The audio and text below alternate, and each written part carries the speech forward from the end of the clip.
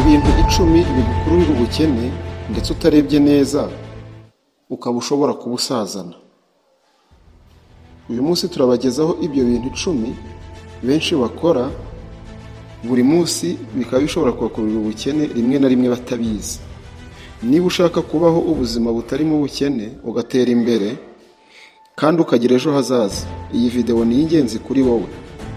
Reka dutangire duhita twinjira mu cyakubera imbogamizi nubwo waba ukora cyane. Tubasuhuje tubaha ikaze nshuti bakunzi ba Unguka Ubumenyi Post, mwebwe mwakanze subscribe n'abatarayikanda ari ubwa mbere bageze kuri iyi chaîne, turabararikira gukanda subscribe kugira ngo igihe dukoze ibiganiro muzajye mubibonera mu bantu ba mbere. Kandi mwandike muri comment, mukore like kugira ngo ibiganiro byacu tubone ibitekerezo twazakoraho ubutaha. Ibintu rero bishobora kugukururira ubukene ndetse byaba ngombwa urebye nabi ukaba ushobora kubisazana nibi bikurikira. Ikintu cya mbere, wifuza kugaragara kurenza uko ubushobozi bwawe bungana. Iyi ngeso abantu benshi bakunda kuyigira, aho agenda agakodesha imyenda y'agaciro cyangwa se akagura telefone y'igiciro kiri hejuru kandi nta kindi kintu iyo telefone iri bumumarire, cyangwa gukodesha iyo myenda cyangwa n'ibindi bintu biri bumugaragare birimo bugira akamaro ari ukugira ngo yibonere icyubahiro imbere y'abantu bamubone neza, ariko akirengagiza ko ibyo bintu atari ibye. Ibi byose ni nko kwiyahura, kuko uburyo amafaranga aba akoreshwa uwo munsi bishobora kugaragara neza, abantu bakakubona neza, ariko ntukwiye kubaho ubeshya ngo abantu bagukunde. Shyira imbere imibereho yawe kurusha uko uboneka ku bandi bantu.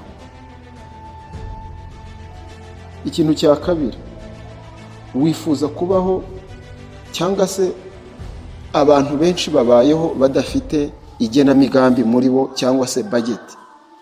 Gukora igenamigambi ry'amafaranga ni ingenzi. Amafaranga iyo uyakorera ukayakoresha utazi ahajya, utabika n'igiceri, iyo ugeze mu kwezi kwa kabiri uri mu madeni kubera ko nta genamigambi, icyo gihe biguheza mu bukene. Inama rero, tangira ukoresha ikayi cyangwa se application yoroheje cyangwa se n'ubundi buryo bushoboka.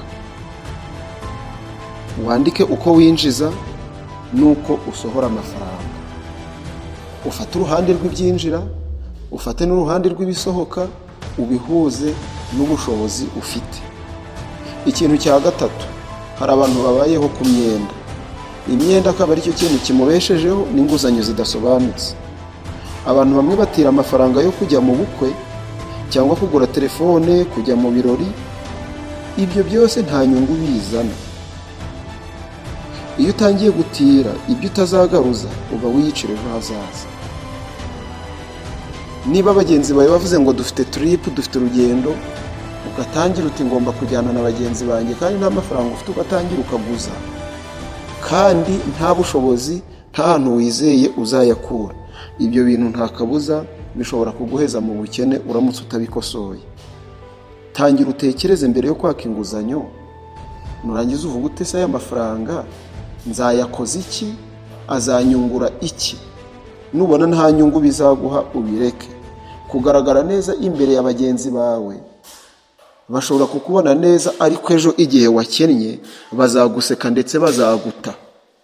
Ariko niwifata uyu munsi, wenda ubukene bukabatandukanya, igihe uzaba ufite amafaranga bazakugarukira.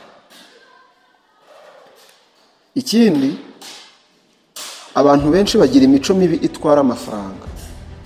Urugero nko gukunda inzoga nyinshi, kunywa itabi, kwambara imyenda ihenze no gukoresha amafaranga batizigama. Hari abamarira umushahara wose mu kabari, abandi bagashora amafaranga yose mu myambaro irenze, umwambaro wose wabonetse akawugura.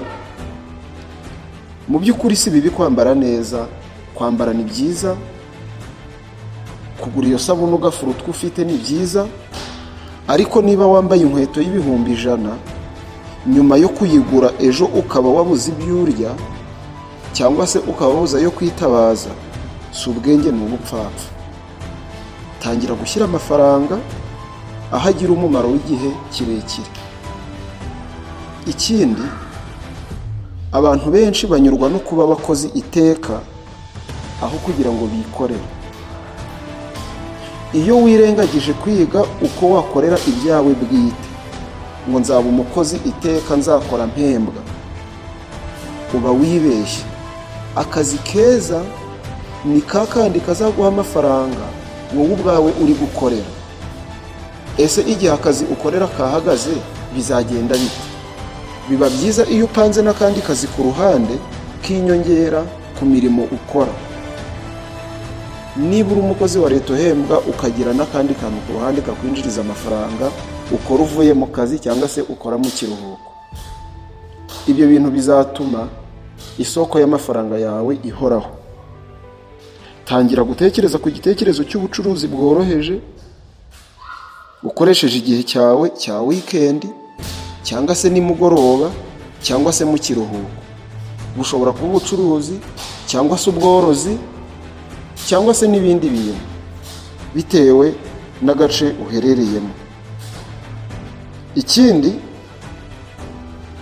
abantu benshi ntabwo bagira imico, abantu benshi bagira umuco wo kwigana bagenzi babo. Niba ubonye mugenzi wafashe urugendo atembereye ku Gisenyi, agiye gutemberera i Kigali, agiye gutemberera ahantu nyine hazwi muri hoteli runaka, ukumva ko nawe ugomba kubikora. Ubonye bagenzi bawe baguze ibintu bihenze, telefone, computer, nawe ukumva ibyo bintu wabikora. Icyo gihe niba uguze ikintu utarabipanze, utarapanze ikintu ayo mafaranga azakora, icyo nicyo kintu cyica abantu benshi. Rero menya aho ushaka kugera, wirinde gukora ibintu kuko abandi babikoze. Ikindi, abantu benshi birengagiza kwiga ibijyanye n'imari. Icyo kintu abantu benshi barakirengagiza. Niba utazi uko amafaranga akora, ntabwo uzabasha no kuyakontorora mu gihe uzaba uramutse uyabonye. Kuko hari igihe wabonye amafaranga, abenshi bahita bayakoresha mu bintu bidafite umumaro. Abantu benshi barayabona ariko abayagumana ni bake. Ufashe miliyoni imwe y'amanyarwanda ukayiha abantu 3, buri wese miliyoni, nyuma y'umwaka ushobora guhura na ba bantu umwe yarabaye umuherwe, undi yarabaye umukene usabiriza. Rero shaka uko wiga gake gake icyo wakoresha amafaranga. Ushobora kuganira n'abantu bayatunze bakurusha amafaranga, ushobora kuganira n'abacuruzi, ushobora kuganira n'impuguke, ushobora kuganira n'abantu bakuze basobanutse, ndetse n'abagenzi bawe na za nshuti zikubaka zitari za zindi zigushora mu bintu byo gutakaza amafaranga gusa bitunguka. Ushobora kujya kuri YouTube ugakurikira ibiganiro nk'ibi tuba dukora, cyangwa se ugafata amasomo kuri Coursera, uzajye inyuma icyo kiganiro naragikoze, uko wakwiga ukabona impamyabumenyi ku buntu kuri Coursera cyangwa se Coursera, biterwa nuko wabivuga.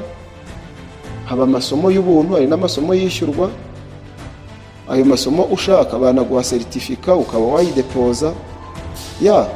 Ubu ngubu amasomo ari ahantu hose kuri internet. Ikindi, abantu benshi ntabwo bagira umuco wo gukora ibyunguka. Niba ukora amasaha 8 ku kazi, ukaruhukira kuri televiziyo cyangwa kuri WhatsApp status cyangwa TikTok, amafaranga yawe azaba makeya iteka. Kandi ufite igihe cya nyuma y'akazi, ufite weekend, hari n'igihe ubona konje. Icyo gihe rero ntabwo ari umwanya wo kujya kuri TikTok yego nibyo nabyo biba bikenewe kugira ngo uruhure mu mutwe, ariko ukabiha umwanya muto ukareba akantu waba ukora. Nta muntu ukeneye amafaranga uterwa ipfunwe no gukora ikindi kiraka ku ruhande. Ushobora kuba uvuye mu kazi kawe gasanzwe ugashaka ikindi kiraka ku ruhande ukora. Gukorera ikiraka ababikora nabo ni abantu, nawe rero ushobora gushaka ikiraka ku ruhande ukareba umuntu uguhemba amafaranga makeya akayinyongera kuri yandi ufite, bityo ya mafaranga ukaba ushobora kuzayatangiza bizinesi mu gihe runaka nawe ukikorera. Ikindi, abantu bagira ingeso yo kutazigama cyangwa kubika. Iyo umuntu atagira n'igiceri abika ku kwezi, aba yiteganyiriza inzara. Ushobora kutabika amafaranga, ariko igihe wayabonye ukayabika mu mitungo, ukagura umurima, ukagura ishyamba, cyangwa se ukagura ikibanza, cyangwa se ukagura n'inzu. Ayo mafaranga nubwo uba utayafite likide, ariko ubu yabitse ahantu ku buryo igihe icyo ari cyo cyose ya mafaranga ushobora kuyakoresha akakubyarira ikintu. Kuko niba uyaguzemo inzu cyangwa icyo kibanza cyangwa iryo shyamba, ayo mafaranga aba ari kubyara andi. Itondere rero uburyo ukoreshamo amafaranga yose, ntuyarye ahubwo uzigame. Ntutegereze amafaranga menshi kugira ngo utangire kuzigama. Tangirira ku mafaranga makeya.